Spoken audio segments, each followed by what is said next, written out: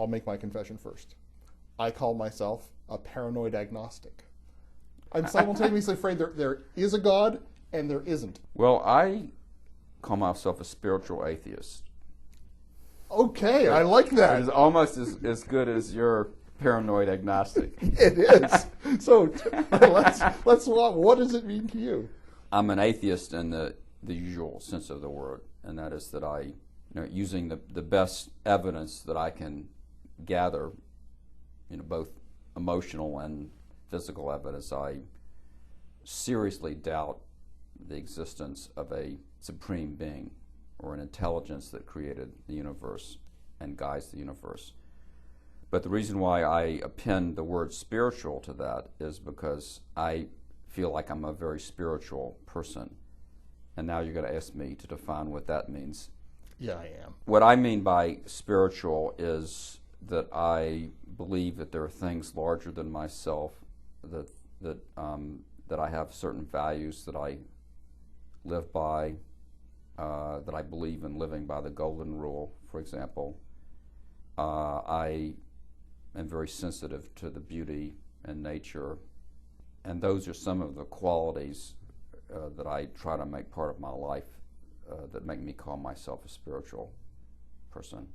Let's talk about Mr. G, because it's a book about the start of everything. Is that fair to say? I would say that's fair to say. Where on earth did that come up for you? I've always loved the magic realist writers like Vitala Calvino and Mikhail Bulgakov and Gabriel Garcia Marquez. I love fantasies that have real people in them and have real situations that we can relate to, but distort reality.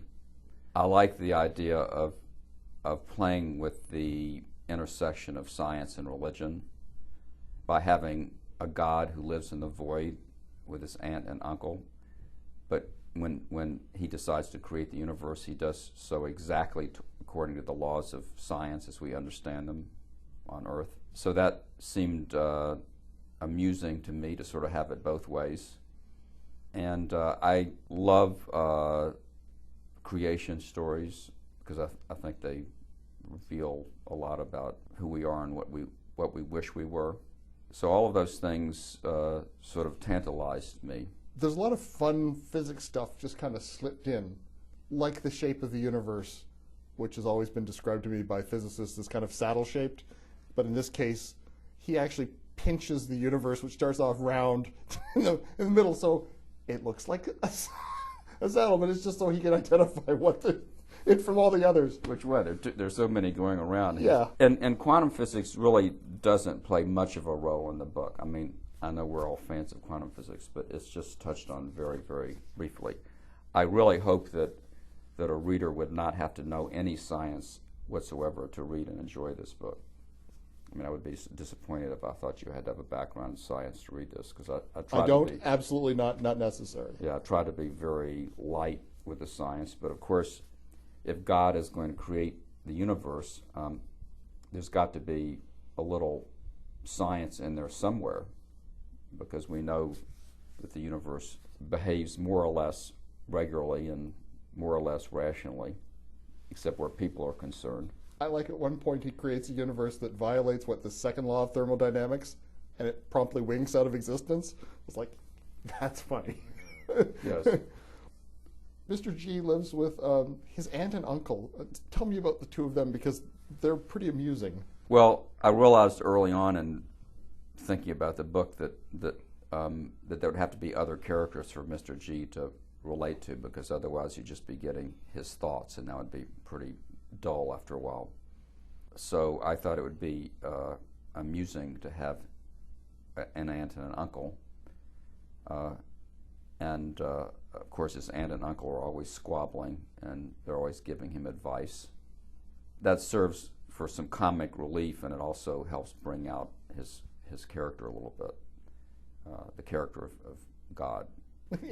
It's hard for me to spit those words out. Yeah, sorry. It's a little grand, but actually in writing the book, I mean, every fiction writer tries to inhabit the bodies and minds of his characters. In this case, I was trying to inhabit the mind of God. And pretty big shoes. Well, for the first couple of months, I was scared out of my wits, and then I started getting into it, and I started enjoying having that incredible power to just create things here and there at my whim. So I got used to it. There is an aspect to being a writer that is very godlike, because You can create characters, scenes. you create a whole universe you can create sometimes for your characters to live Absolutely. in, Right. and they're subject to your every whim. Yes. Yeah, every writer is a god in that sense. He actually makes a conscientious decision to not create, he's going to create inanimate matter, but then it starts behaving in odd ways, which when you go through the physics/chemistry of it, it's like, yeah, of course that would, of course, yeah, and that would happen too, and that would happen, and pretty soon there's a protozoa, and it's like, oops, That's I know right. where this ends. Right. And it's fun to see Mr. G kind of go through the same, oh, He's surprised. didn't expect that. I'm omniscient, but I guess I just never bothered to think about that. That's right. Yeah. He's surprised by some of the outcomes of his creation, which was another fun thing for me to do, to create that kind of God who doesn't always predict the outcome of everything. So he has some anthropomorphic qualities. The book is Mr. G. I've been speaking with the author Alan Lightman, and Mr. G, the novel, is published by Pantheon, distributed in Canada by Random House.